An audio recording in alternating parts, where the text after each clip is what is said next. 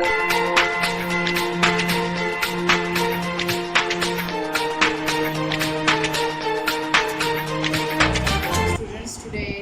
your chemistry teacher and this is your chapter number 1, class 8 and 9. Today I am going to discuss the basic definition in chemistry. As I have told you about in the definition of chemistry that all the chemistry concepts are based on the matter. So आप लोग सबसे पहले इसमें जो है matter का आप लोग देखेंगे कि व्हाट इज़ मैटर. मैटर जो है बेसिकली है क्या चीज़.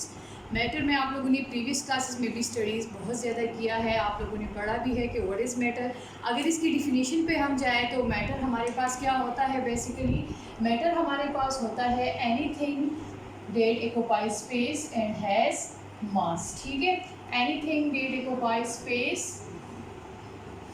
एंड हैज़ मास, उसको हम क्या कहते हैं, उसको हम मैटर कहते हैं. तो अगर मैटर को आप लोग कंसिडर करते हैं, अगर हम कहते हैं कि everything in this universe is made up of matter, तमाम चीज़ें जो है, क्योंकि इसकी डिफिनीशन से आप लोग देखें anything that occupies space and has मास. इसका मतलब ये है कि अगर हम खुद को कंसिडर कर सकते हैं, ह्यूमन बीइंग आल्सो जो है वो स्पेस भी ऑक्युपाई करता है और उसमें एक स्पेसिफिक क्वांटिटी ऑफ मास भी होता है. इसके अलावा अगर हम एयर को कंसिडर कर सकते हैं, जैसे अगर एयर को हम बैलून में फिलअप करते हैं तो हमारे पास वो बैलून जो है वो स्पेस भी घेरता है और इसके अलावा हमारे पास उसका है स्पेसिफिक वेट भी होता है. अगर हम वाटर को ले लेते हैं तो वाटर भी हमारे पास जो है स्पेस भी ऑक्युपाई करती है और उसका मास भी होता है. तो हम अगर यूनिवर्स में जिस चीज़ को भी कंसिडर करते हैं, इसका मतलब है कि तमाम चीज़ें in this universe are made up of matter. ठीक, तो अब जो है इसमें तकरीबन तमाम चीज़ों की जो है हमारे पास जो है स्टडी होगी. अब अगर मैटर का हम देखें, वो बाद में इंशाल्लाह आप लोगों को बताएंगे कि इसका जो है टाइनी पार्टिकल होता है, उससे आप फेमिलियर भी होंगे. एटम होता है, एटम की डिटेल में हम जाएंगे. लेकिन इसके अलावा हमारे पास जो है मैटर जो होता है वो हमारे पास टू फॉर्म में एग्जिस्ट करता है. वो किस चीज़ पे डिपेंड करता है, इसकी प्रॉपर्टीज़ पे, कि इसकी प्रॉपर्टीज़ जो है वो कांस्टेंट है, इसका कंपोजिशन जो है वो कांस्टेंट है कि नहीं है. अगर इसका हमारे पास जो है मैटर का हमारे पास प्रॉपर्टीज़ एंड कंपोजिशन इसकी कांस्टेंट है, तो इसका मतलब ये है कि ये हमारे पास प्योर सब्सटेंस होगा. प्योर सब्सटेंस हमारे पास वो वाला होगा जिसको मज़ीद जो है, अगर हम जैसे फॉर एग्जांपल मैं आप लोगों के लिए यहाँ पर लिखती हूँ वाटर, तो water is also a pure substance. क्योंकि इसमें क्या होगा, वाटर में अगर हम ग्लास में वाटर भरते हैं या अगर लेट सपोज किसी बॉटल में हम वाटर डालते हैं तो इसमें सिर्फ और सिर्फ H2O के मॉलिक्यूल होंगे. So this is also a pure substance. अगर हम टेबल साल्ट की बात करें जो हमारे घरों में यूज़ होता है, डेट इज़ NaCl, तो ये भी हमारे पास एक प्योर सब्सटेंस है. तो केमिस्ट्री में ये कंपाउंड पे अभी आके हम जाएंगे, लेकिन इसको हम प्योर सब्सटेंस भी कहते हैं. आप लोगों को स्टार्ट में मैंने बताया था कि हमारे पास जो है केमिस्ट्री में बेसिक हमारे पास एलिमेंट्स होते हैं. आज तक जो है तकरीबन 118 एलिमेंट्स जो है वो रिकॉग्नाइज हो चुके हैं. 118 एलिमेंट्स में हमारे पास जो है टोटल नंबर ऑफ एलिमेंट्स जो है वो कितने हैं, एलिमेंट्स हमारे पास टोटल जो है डेट आर 118 इन नंबर. इसमें जो है हमारे पास 92 एलिमेंट जो है वो नेचुरली अकरिंग है, मींस कि वो पहले से एग्जिस्ट कर रही थी लेकिन किसी की नहीं थी, तो इसके बाद में हमारे पास डिस्कवरी हो गई. नेक्स्ट इसके अलावा जो 118 में 92 जो है वो नेचुरली है. इसके अलावा बाकी जितने रह जाते हैं वो हमारे पास लेबॉर्ट्री में प्रिपेयर की जाते हैं. कहाँ तक होती है, तो हमारे पास टोटल जो एलिमेंट्स है डेट आर 118 इन नंबर. आज तक जितने हमारे पास जो है टोटल आए हैं वो 118 है. उसमें जो है 92 नेचुरली अकरिंग है और बाकी जो है वो लेबॉर्ट्री में प्रिपेयर की गए हैं. ठीक है, तो ये तो हमारे पास था एलिमेंट के बारे में. तो एलिमेंट हमारे पास क्या है, एलिमेंट भी हमारे पास जो है प्योर सब्सटेंस के अंडर आता है, कि एलिमेंट भी हमारे पास प्योर सब्सटेंस के फॉर्म में होता है. ये भी एक प्योर सब्सटेंस है. एलिमेंट्स का पीरियोडिक टेबल हमारे पास जो है वो चैप्टर नंबर 3 में आप लोग इंशाल्लाह स्टडी करोगी. देन एलिमेंट्स हमारे पास क्या है, ऑक्सीजन भी है. जैसे मैंने आप लोगों को फर्स्ट वन लेक्चर में भी बताया था कि ऑक्सीजन हमारे पास क्या कौन सा गैस है जिसको हम रिस्पायरेशन के लिए यूज़ करते हैं, जिसको हम इनहेल करते हैं. ठीक है, तो ऑक्सीजन भी हमारे पास जो है वो प्रेजेंट होता है. सोडियम जैसे हमारे पास इंपॉर्टेंट कंस्टिट्यूएंट होता है टेबल साल्ट का, तो ये भी एक एलिमेंट है. नाइट्रोजन जैसे मैंने आप लोगों को बताया था कि वो हमारे पास जो है इंपॉर्टेंट कंस्टिट्यूएंट है किस चीज़ का, प्रोटीन का. और प्रोटीन जो है वो हमारे पास नेसेसरी होता है किस चीज़ के लिए, लिविंग ऑर्गेनिजम्स के लिए, that is plants and animals. ठीक, क्लोरीन भी हमारे पास ज़्यादातर यूज़ होता है. जैसे आजकल आप लोग देख रहे हो कि हमारे पास क्लोरीन का स्प्रे किया जाता है, बिकॉज ये बहुत ज़्यादा रिएक्टिव होता है और ये जम्स को ज़्यादातर किल करता है. ठीक है, इसके अलावा कैल्शियम भी हमारे बॉडी का इंपॉर्टेंट कंपोनेंट है. तो ये हमारे पास क्या है, ये तमाम की तमाम हमारे पास है एलिमेंट्स, और इसको हम कहते हैं प्योर सब्सटेंस, क्योंकि एलिमेंट्स हमारे पास जो है वो वाला चीज़ होता है जो इसको मज़ीद हम ऑर्डिनरी मेथड से जो है मज़ीद इसको सिंप्लीफाई नहीं कर सकते हैं। कंपाउंड हमारे पास क्या आते हैं, कंपाउंड हमारे पास जो है केमिस्ट्री में वो होते हैं जैसे हमारे पास H2O है, NaCl है, या फिर आप लोगों के पास जो कॉमन शुगर हम घरों में यूज़ करते हैं डायरेक्ट C12H22O11, इसका ये फार्मूला है, ठीक। तो ये हमारे पास कंपाउंड में आते हैं। नो लुक एट यूर, अगर ये तो हमारे पास था कि अगर मैटर की हमारे पास properties constant, properties and composition constant होगी तो हमारे पास प्योर सब्सटेंस आएंगे, और प्योर सब्सटेंस में हमारे पास एलिमेंट्स एंड कंपाउंड आएंगे। ये तो कांस्टेंट प्रॉपर्टीज की बात हो रही थी। लेकिन अगर लेट सपोज हमारे पास मैटर की प्रॉपर्टीज जो है वो कांस्टेंट ना हो, या उसकी कंपोजिशन जो है वो कांस्टेंट ना हो, तो हमारे पास एक दूसरी कैटेगरी आएगी, डेट विल बी मिक्सचर, ठीक। तो मिक्सचर में क्या होगा, मिक्सचर हमारे पास जो है वो केमिकली कंबाइन नहीं होंगे। केमिकल एंड फिजिकल कॉम्बिनेशन आप लोगों को फर्स्ट लेक्चर में मैं बता चुकी हूँ कि अगर केमिकली कोई चीज़ जो है वो एक दूसरे के साथ केमिकल चेंजेस इसमें आ जाते हैं, फॉर एग्जांपल H2O को हम देखें तो हाइड्रोजन भी हमारे पास एक गैस है, ऑक्सीजन भी हमारे पास एक गैस है, लेकिन अगर ये दोनों कंबाइन हो जाए तो हमारे पास टोटली इसकी प्रॉपर्टीज डिफरेंट हो जाती हैं and they are converted into H2O and H2O is the formula of water, ठीक। अब मिक्सचर हमारे पास ऐसी चीज़ें होंगी जैसे हम आप रमज़ान आ रहे हैं, रमज़ान में हम क्या करेंगे, अपने लिए शरबत बनाएंगे, तो शरबत हमारे पास क्या है, it's a type of mixture, क्योंकि वो हमारे पास केमिकली एक दूसरे के साथ जो है वो कंबाइन नहीं होते हैं। अगर हम जो है शुगर लेते हैं और उसको वाटर में डिज़ोल्व करते हैं तो हमारे पास क्या बन जाएगा, हमारे पास सोल्यूशन बन जाएगा। अगर हम चाहें कि हमने शुगर और वाटर को दोबारा जो है एक दूसरे से सेपरेट करना है तो हमने क्या करना है, we have to provide heat to that solution. हम हीट प्रोवाइड करेंगे उस सोल्यूशन को, तो उससे क्या होगा, water will be evaporate, water evaporate हो जाएगा और नीचे हमारे पास जो कंटेनर में रह जाएगा डेट विल बी शुगर। तो इसको हमने ऑर्डिनरी मेथड से क्या किया, इसको हमने ऑर्डिनरी मेथड से सेपरेट किया, ठीक। तो ये हमारे पास क्या था, मिक्सचर था, क्योंकि उसमें हमारे पास कोई भी जो है वो केमिकली उसमें ओरिजिनल प्रॉपर्टीज उनकी रिटेन होती है कंस्टिट्यूएंट की। तो मिक्सचर हमारे पास जो है अगर इसकी यूनिफॉर्म हमारे पास थ्रू आउट जो है वो सही है, मतलब थ्रू आउट यूनिफॉर्म कंपोजिशन है, तो इसका मतलब है कि वो होमोजीनियस मिक्सचर होगा। डिटेल से हम आए अभी जाके पढ़ेंगे इसको, लेकिन अभी जो है आप लोग सिर्फ ये समझें कि होमोजीनियस एंड हेट्रोजीनियस। होमो का मतलब हमारे पास जो है हमेशा होता है same, and genius means composition, through out same composition अगर होती है। अगर लेट सपोज, इसका क्या मतलब है, अगर सॉल्ट को हम वाटर में डिसॉल्व करते हैं तो हमारे पास जो है अगर ग्लास में आप लोग वाटर लेते हो और उसमें 1 टेबल स्पून जो है सॉल्ट डिसॉल्व करते हो, तो उस वाटर में अगर सॉल्ट डिसॉल्व हो जाए तो देन आप लोगों को ग्लास में दोबारा सॉल्ट के पार्टिकल नज़र नहीं आएंगे, आप लोगों को थ्रू आउट जो है यूनिफॉर्म कंपोजिशन जो है वो नज़र आएगा। इसका मतलब है कि दिस इज़ होमोजीनियस मिक्सचर, ठीक।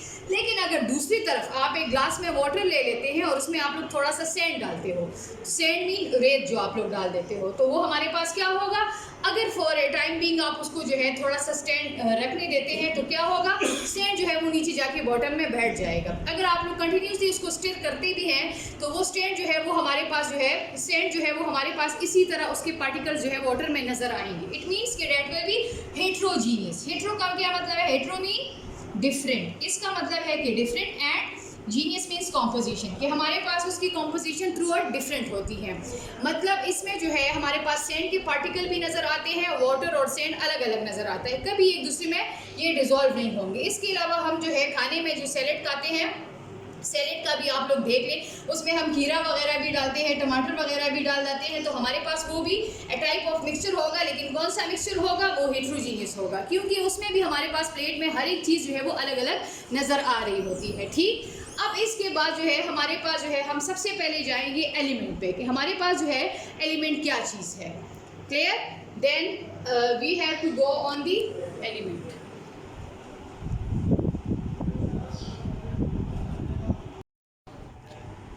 Now we are going on the topic of element, कि एलिमेंट हमारे पास क्या है। थोड़ा बहुत मैंने आप लोगों को बता दिया कि एलिमेंट हमारे पास क्या होता है। एलिमेंट जो है वो हमारे पास जो है प्योर सब्सटेंस होता है। प्योर सब्सटेंस मीन कि ये इसमें जो है किसी दूसरी चीज़ की जो है कॉम्पोजिशन नहीं होती। अगर वो हमारे पास ऑक्सीजन है तो उसके तमाम एटम्स जो है वो ऑक्सीजन के होंगे। सबसे पहले आप लोगों को मैं बताऊं कि element is composed of small particles, वो स्मॉल पार्टिकल से कंपोज होता है, and that are known as atoms. उसको हम क्या कहते हैं, एटम कहते हैं। So all the atoms of element will be same.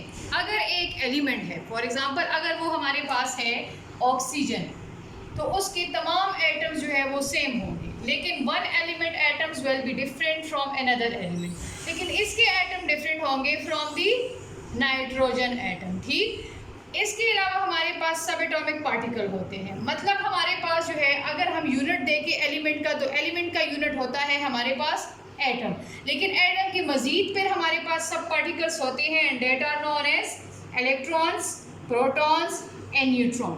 तो अगर हमारे पास ऑक्सीजन का एलिमेंट है, तो उसमें तमाम ऑक्सीजन के एटम में सेम नंबर ऑफ इलेक्ट्रॉन होंगे, सेम नंबर ऑफ प्रोटॉन होंगे, लेकिन न्यूट्रॉन नंबर जो है वो वेरी करते हैं, और वो आप लोग इंशाल्लाह सेकंड चैप्टर में पढ़ेंगे, उसको फिर हम आइसोटोप्स बोलते हैं। ठीक, लेकिन अगर वो नाइट्रोजन का एटम है, तो उसमें भी हमारे पास जो है सेम नंबर ऑफ इलेक्ट्रॉन होंगे, सेम नंबर ऑफ प्रोटॉन होंगे, and neutron will be varies. किसी में वेरी करते हैं, किसी में नहीं करते हैं, इट डिपेंड्स। ठीक, किसी के आइसोटोप्स होते हैं तो वेरी करेंगे, किसी के नहीं होंगे तो वेरी नहीं करेंगे। हमारे पास टोटल कितने एलिमेंट्स हैं? हमारे पास टोटल है 118 एलिमेंट्स। तो इसमें बहुत सारे ऐसे एलिमेंट्स होते हैं जिसमें हमारे पास जो है किसी के आइसोटोप्स होते हैं, किसी के नहीं होते हैं। उसमें पहले भी मैंने आप लोगों को बताया कि 92 elements are naturally occurring elements, and the rest of are prepared in the laboratory. बाकी जो है वो लेबोरेटरी में प्रिपेयर की गए हैं। फेयर सब्सटेंस है, इसको हम जो है कैन नॉट बी सिंप्लीफाई नहीं कर सकते बाय एनी ऑर्डिनरी फिजिकल और केमिकल मीन। इसको हम जो है मज़ीद सिंप्लीफाई नहीं कर सकते, क्योंकि अगर मैं पहले ही आप लोगों को बता रही हूँ कि अगर ऑक्सीजन एलिमेंट है तो उसमें तमाम की तमाम एटम्स किसके होंगे? ऑक्सीजन के ही होंगे। यहाँ पर आप लोगों को मैं कुछ एग्जांपल्स दे रही हूँ कि हमारे पास जो है एलिमेंट के एग्जांपल कौन कौन से हैं। जैसे हमारे पास ऑक्सीजन, बार बार मैं आप लोगों को बता रही हूँ, ऑक्सीजन इसलिए बता रही हूँ बिकॉज ऑक्सीजन से आप लोग फेमिलियर है, और ये हमारे पास कौन सा वाला गैस है? ये हमारे पास रेस्पिरेटरी वाला है, जिसको हम रेस्पिरेशन के लिए यूज़ करते हैं। ठीक, हमारे पास नाइट्रोजन है, नाइट्रोजन की एग्जांपल भी बार बार इसलिए दे रही हूँ because it's important constituent of protein, and protein is important for living organism. ठीक, इसके अलावा हमारे पास सोडियम है, सोडियम भी एक एलिमेंट है, कैल्शियम भी एक एलिमेंट है। हमारे पास टोटल 118 एलिमेंट्स है, और ये पीरियोडिक टेबल की फॉर्म में हमारे पास प्रेजेंट है, and that is present in your chapter number 3, उसमें हम इंशाल्लाह इसको पढ़ेंगे। ठीक, अब यहाँ पे आप लोग सोचेंगे कि मैं हमेशा जब लिखती हूँ ऑक्सीजन के लिए तो मैं O ही लिखती हूँ, नाइट्रोजन लिखती हूँ तो मैं N ही लिखती हूँ, सोडियम मैं सोडियम प्रोनाउंस कर रही हूँ लेकिन यहाँ पर मैं Na लिख रही हूँ, कैल्शियम का मैं कैल्शियम बोल रही हूँ और मैं Ca लिख रही हूँ। मीन कैल्शियम C से स्टार्ट हो रहे हैं तो मैं यहाँ पर O रिप्रेजेंट कर रही हूँ, यहाँ पर N रिप्रेजेंट कर रही हूँ, यहाँ पर भी मैंने 2 अल्फ़ाबेट्स लिए हैं और यहाँ पर भी मैंने 2 अल्फ़ाबेट्स लिए हैं। इसके पीछे भी हमारे पास जो है एक चीज़ छुपी हुई है, वो आप लोगों के पास है। एलिमेंट्स जो है वो रिप्रेजेंट होते हैं सिंबल्स। ठीक, डिफरेंट हमारे पास जो है वो एलिमेंट्स के सिंबल्स होते हैं। सिंबल्स मीन जैसे रिप्रेजेंट करते हैं, this is the shortest representation of elements. Elements को हम जो है शॉर्ट नेम से रिप्रेजेंट करते हैं और वो उसको हम कहते हैं सिंबल्स। तो ये हमारे पास जो है वो सिंबल होते हैं। मेजॉरिटी हम क्या करते हैं, majority symbol of the elements are given from their capital letter, that is 1। जो स्टार्ट वाला लेटर है वो हम यूज़ करते हैं, जैसे ऑक्सीजन में बोलती हूँ और ओ को हुई मैं बार बार यूज़ कर रही हूँ। इसका मतलब है कि ऑक्सीजन का अगर पूरा स्पेलिंग आप लोग देखें तो OXYGEN, दिस इज ऑक्सीजन, लेकिन हमने यहाँ से O लिया हुआ है। O is the initial letter of oxygen and O हमेशा हमारे पास कैपिटल लेटर में आएगा। So this O will represent element oxygen.